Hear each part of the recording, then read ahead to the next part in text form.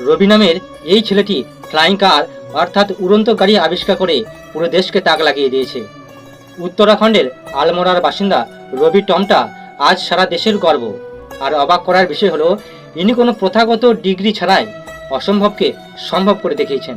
সম্প্রতি রবি তৈরি করছেন একটি ফ্লাইং কার অর্থাৎ উড়ন্ত গাড়ি। পাহাড়ি রাস্তায় যে পথ যেতে সময় লাগে 1 থেকে 1.5 ঘন্টা, সেটি এই গাড়িতে পাড়ি দেওয়া যাবে মাত্র 10 মিনিটে।